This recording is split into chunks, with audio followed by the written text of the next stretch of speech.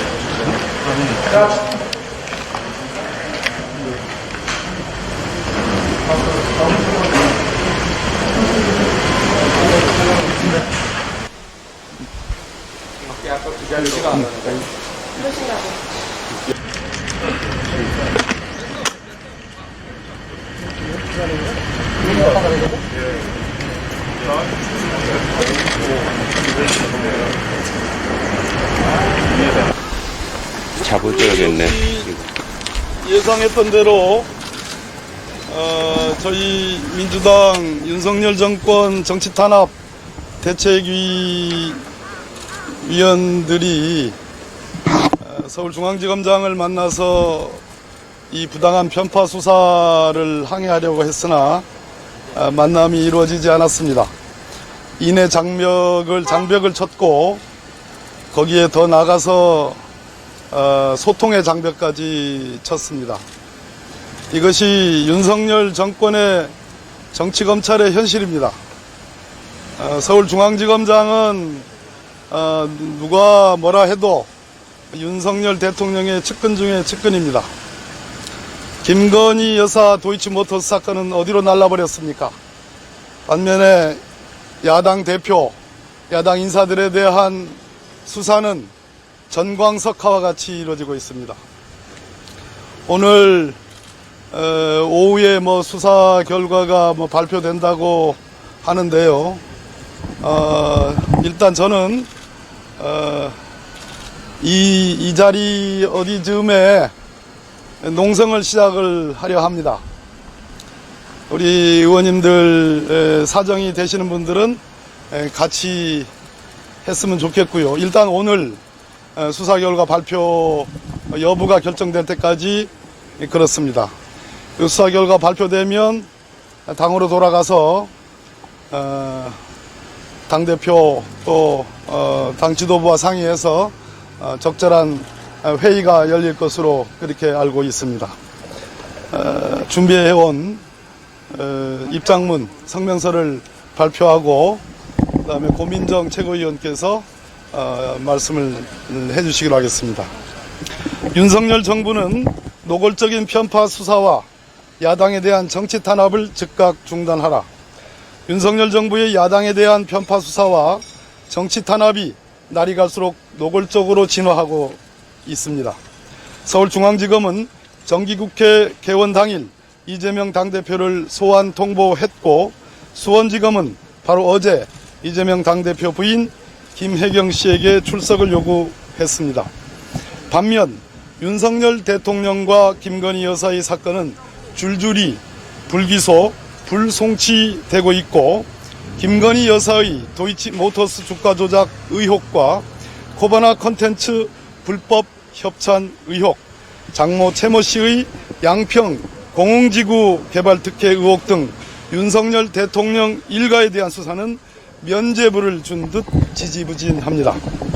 특히 도이치모터스 주가 조작 사건은 김건희 여사가 직접 도이치모터스 주식 매수를 지시하였다는 녹취록이 공개되었음에도 불구하고 김건희 여사를 소환 조사하겠다는 일말의 움직임도 없어 이미 불기소를 정해둔 것은 아닌지 의심됩니다. 법은 누구에게나 평등하게 적용되어야 하고 기소를 결정하는 검찰은 더욱 치우침이 없이 법을 공평하게 적용해야 합니다. 검찰이 어느 한쪽에만 가혹하다면, 부당하다면 국민들이 검찰의 수사에 대해 어떻게 신뢰할 수 있겠습니까? 9월 5일 발표된 한 여론조사에서는 검찰의 여당 관계자 수사와 야당 관계자 수사가 불공정하다는 평가가 63.7%에 달하는 것으로 나타났습니다. 국민의 3분의 2 이상이 검찰이 여당 인사와 야당 인사를 차별하여 불공정하게 수사한다고 느낀다는 참담한 현실이 드러난 것입니다.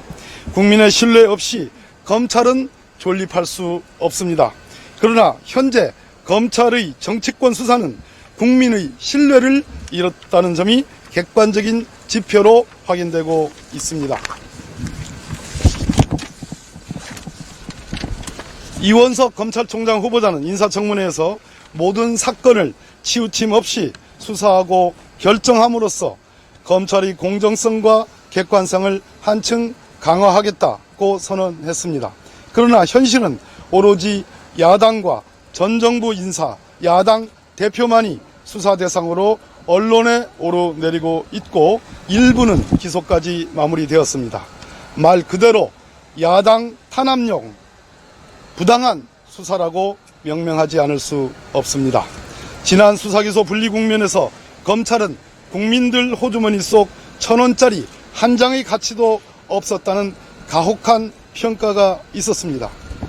검사, 그대들이 배우고 익힌 정의라는 관점에서 지금 벌이고 있는 이 추잡한 사냥이 올바르다고 보는 겁니까? 이러고도 역사와 국민 앞에 검찰이라는 제도가 의미 있게 존속할 필요가 있다고 주장할 수 있습니까? 검찰은 지금이라도 야당과 전 정부에 대한 정치 탄압적 부당한 편파 수사를 중지하고 여야와 지난 정부, 현 정부를 가리지 말고 공명정대한 판단을 내려야 할 것입니다.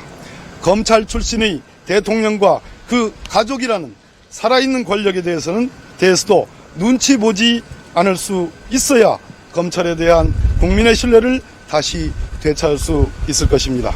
2022년 9월 8일 더불어민주당 윤석열 정권 정치탄압대책위원회 위원 일동입니다.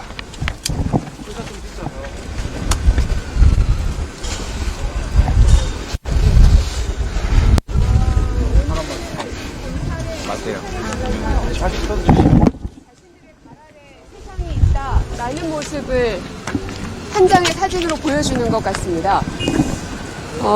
그 대선 시절에 윤석열 대통령 후보가 기차 안에서 의자 위에 구둣발을 올려놨던 그 장면이 같이 겹칩니다. 저희가 개개인의 자격으로 온 것이 아니라 국민을 대표하는 사람으로서 국민적 의혹들, 그리고 편파 수사, 불공정, 여기에 대한 의견을 전달하러 온 것임에도 불구하고 만나주지조차 못하는 이 현실이 과연 국민들을 어떻게 보고 있는가, 또 국민을 대표하는 입법기관인 국회를 어떻게 보고 있는가를 여실히 오늘 확인할 수 있었던 시간이었습니다. 윤석열 정부의 공포정치가 시작된 것 같습니다. 검찰과 경찰의 권력은 이미 손아귀에 다 쥐어넣었고, 국정원은 인사검증이라는 그 미명하에 다시금 이 정보 수집을 하겠다는 이 사찰 망령을 흔들어 깨웠습니다. 그리고 시민단체들은 이 정권의 이 비판 그리고 혹은 견제, 그 역할들을 시민단체들이 쭉 해왔었는데요. 지금 현재 윤석열 정부는 시민단체의 이 활성화 규정을 폐지하면서 결국은 그들의 목줄을 죄겠다는 의도 또한 보이고 있습니다.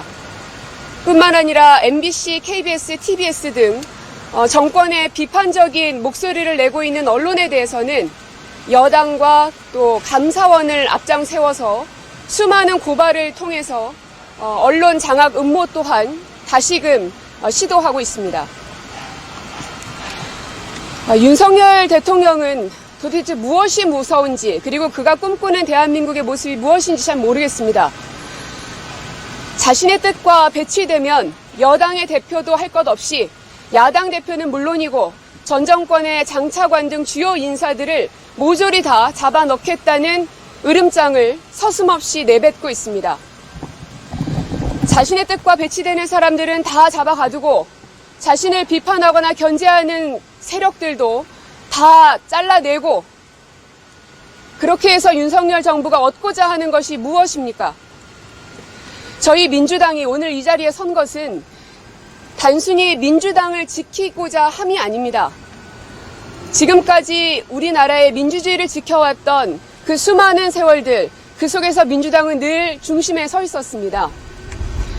오래 갈 것도 없이 87년 6월 항쟁 속의 주역들도 이 자리에 많이 계십니다.